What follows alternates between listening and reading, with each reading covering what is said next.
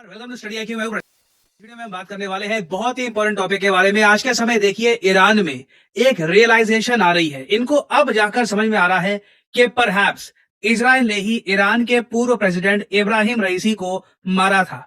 यहां पर आप देख पाओगे आर्टिकल, ईरान के मेंबर ऑफ पार्लियामेंट अब एक एक करके कह रहे हैं कि ईरान के जो फॉर्मर प्रेसिडेंट थे इब्राहिम रईसी, ये भी पेजर का इस्तेमाल करते थे। वही पेजर जो हाल ही में लेबनान में फटे हैं एक के बाद एक, जिसकी वजह से बताया जा रहा है कि 3-4 हजार लोग बुरी तरीके से इंजर हो गए हैं। वैसा ही पेजर ईरान के प्रेसिडेंट भी इस्तेमाल किया करते थे।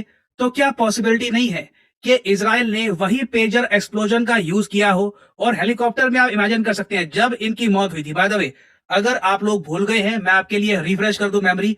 ये यहाँ पे आप देख पाओगे, ये फोटो है इब्राहिम रईसी की। ये मई 2024 को हेलीकॉप्टर में ट्रैवल कर रहे थे एजरबैजान ईरान बॉर्डर के करीब। तभी अचानक से मिस्टीरियस तरीके से इनका हेलीकॉप्टर गायब हो जाता है। फिर कई घंटों बाद पता लगता है कि इनका हेलीकॉप्टर क्रैश हो गया था और बिल्कुल एवरीथिंग वाज डिस्ट्रॉयड। और ईरान की सरकार को समझ नहीं आया कि अचानक से जिस हेलीकॉप्टर में इनके प्रेसिडेंट थे वो अचानक से क्रैश कैसे कर गया, अचानक से ये सब कैसे हुआ था।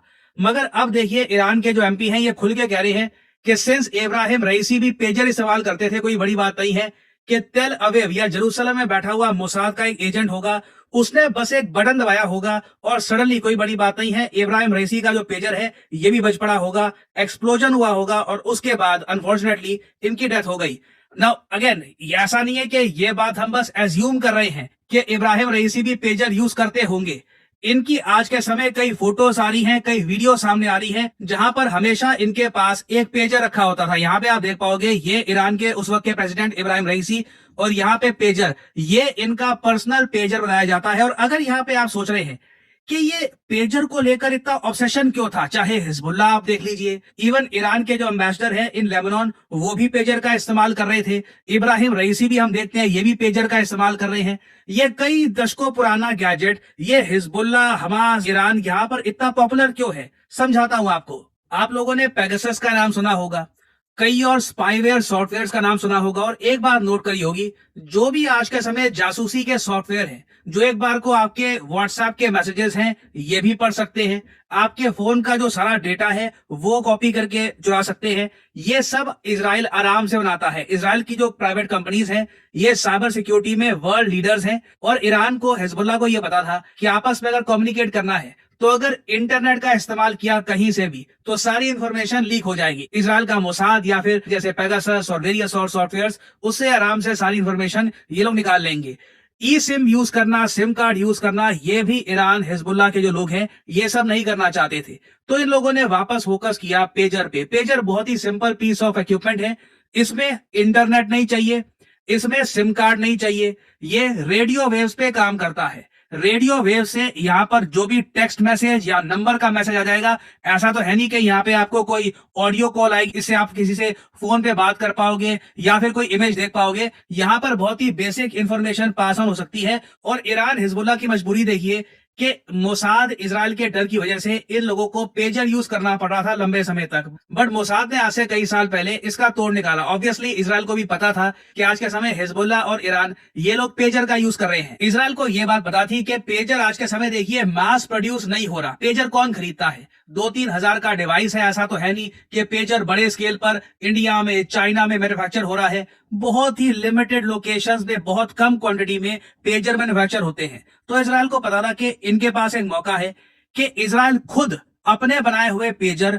एक फर्जी कंपनी से, हिजबुल्लाह, ईरान के जो ये सप्लायर्स हैं, इनको बेच सकता है। और ऑब्वियसली ये जो पेजर्स हैं इनके अंदर विस्फोटक लगे होंगे, एक्सप्लोसिव्स होंगे। कभी भी इजराइल को एक बड़ा ब्लास्ट करना है तो इजराइल कर सकता है। और आप कह सकते हैं ओवरऑल जो ये प्लान था, इट वॉज जीनियस। आप अगर एक स्ट्रेटेजिक पॉइंट ऑफ व्यू से कहें तो मोसाद ने जो भी ये प्लानिंग करी है, it is absolutely flawless. Hezbollah, Iran की सरकार को पता ही नहीं लगा कि जो ये इतने सारे पेजर्स ये परचेज कर रहे हैं ये किसी एक्चुअल कंपनी के नहीं है, ये एक फर्जी कंपनी है जो मोसाद ही फंड करता है। और घूम फिर के कहीं से इनके पास शिपमेंट आ जाती थी इस पेजर्स की। और सबसे अजीब बात देखिए, ईरान के प्रेसिडेंट भी ये पेजर यूज कर रहे थे। और अब जाके जो सारा नुकसान अब हो चुका है, लेबनान में भी पेजर फटे हैं, वॉकी टॉकी भी फटने शुरू हो गए हैं, भारी नुकसान हो गया है।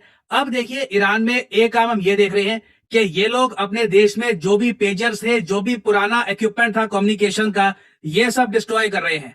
अब देखो, अब इसके पीछे ये कैसे जाएंगे, क्या ये कबूतर उड़ाएंगे या तोते भेजेंगे पता नहीं, बट अब हिजबुल्लाह ईरान के सामने बड़ा चैलेंज ये भी है कि अब आपस में कम्युनिकेट कैसे करें। व्हाट्सएप सेफ नहीं है, फेसबुक सेफ नहीं है, पेजर भी सेफ नहीं है अपेरेंटली। या तो ये लोग पेजर खुद करेंगे मैन्युफैक्चर, उसके बारे में हम कह नहीं सकते, बट अगेन ये लोग अगर पेजर खुद भी करते हैं मैन्युफैक्चर, तो कहीं ना कहीं से अगर मान लीजिए, तो तभी डर बना रहेगा कि कल को कोई इजरायली मेड पेजर इनकी सप्लाई में ना आ जाए। तो ऑब्वियसली ईरान और हिजबुल्लाह बड़े चेंजेस करने वाले हैं इन द फ्यूचर। और आज के समय जो आप देख रहे हैं कि इजराइल लगातार हिजबुल्लाह पर ओपनली अटैक कर पा रहा है और हिजबुल्लाह उसके जवाब में जरा कुछ कर नहीं पा रहा। उसके पीछे बड़ा रीजन ये भी है, इनके ग्रुप में कम्युनिकेशन के लिए आज के समय बहुत कम साधन बचे हैं और ग्रुप भी बहुत ज्यादा आप कह लीजिए निराश फील कर रहा है, डिसमेंटल्ड फील कर रहा है, क्योंकि बड़ा अटैक हुआ है इन पर। तो आने वाले समय में आई थिंक पेजर से रिलेटेड और इन्फॉर्मेशन सामने आएगी। हो सकता है कि ईरान इन्वेस्टिगेशन का रिजल्ट भी दुनिया के सामने रखे और ऑफिशियली ब्लेम करे इजराइल को कि मोसाद ने ही इब्राहिम रईसी को मरवाया था। अनऑफिशियली तो ये लोग काफी बार कह ही चुके हैं कि इजराइल इनकी असैसिनेशन के पीछे था, बट देखना होगा कि ईरान की सरकार क्या ऑफिशियली इजराइल को ब्लेम करेगी या नहीं। तो इस टॉपिक से रिलेटेड अभी अपडेट्स आनी है, मैं आपके लिए अपडेटेड वीडियो लाता रहूंगा। और फाइनली यहाँ पे मैं आपसे एक क्वेश्चन पूछूंगा कि हाल ही में किस कंट्री के साथ इंडियन एयरफोर्स ने कंक्लूड की है एक्सरसाइज ईस्टर्न ब्रिज 7। ये काफी न्यूज में है। ये है यहाँ पे आपकी ऑप्शंस, ओमान, यूएई, कतर या फिर ईरान। कमेंट सेक्शन में सब लोग करिए आंसर। जो लोग सही आंसर देंगे उनकी कमेंट को मैं हार्ट दे दूंगा ताकि बाकी लोग समझ पाए कि सही उत्तर क्या है। एंड फाइनली आप लोगों के लिए एक बहुत ही इंपॉर्टेंट मैसेज, स्टडी IQ की सेल का आज आखिरी दिन है। आज रात 12 बजे जो भी अभी डिस्काउंट चल रहा है, अब मैसिव 68% डिस्काउंट, ये समाप्त हो जाएगा। आपको करना सिंपली क्या है, कमेंट सेक्शन में जाइए, यहाँ पे आपको वेरियस लिंक्स दिखेंगे।